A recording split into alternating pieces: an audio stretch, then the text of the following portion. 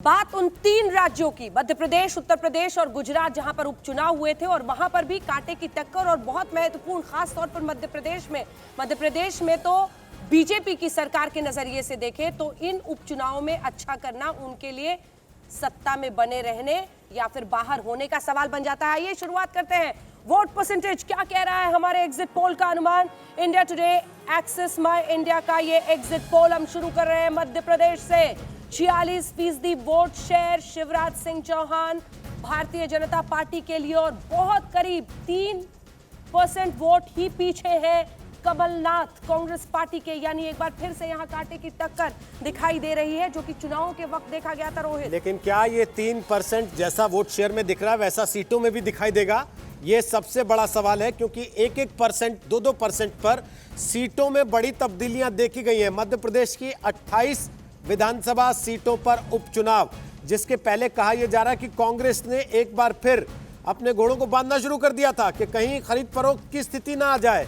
और दूसरी तरफ बीजेपी, जिसको 9 सीटों की दरकार है कि 9 सीट आ जाए, तो सीटें 16 से 18 आ सकती हैं बीजेपी के खाते में और 10 से 12 सीटें आ सकती हैं कांग्रेस के खाते में।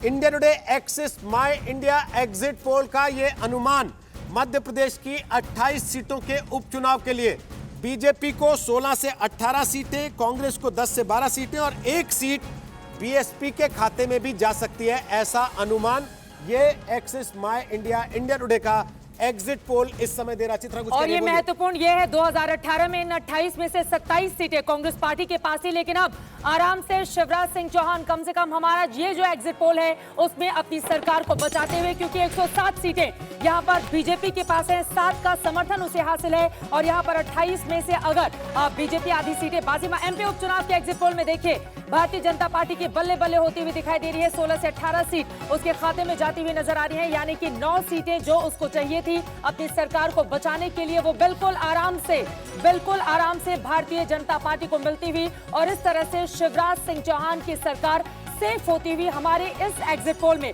और यकीनन प्रभु चावड़ा जी, अब मैं आपसे शुरुआत करते हुए उसके बाद आशुतोष जी आपके पास आऊंगी। शिवराज सिंह चौहान के लिए ये आंकड़े बहुत बड़ी राहत देने वाले हैं, क्योंकि 46,000 वोट ज्यादा पाने के बावजूद 2018 में उनको हार का सामना करना पड़ा था, लेकिन उन्होंने कहा था टाइगर जिंदा है। और अब कम से कम ये जो आंकड़े हैं वो उनकी सेफ सरकार की ओर साफ साफ इशारा कर रहे हैं।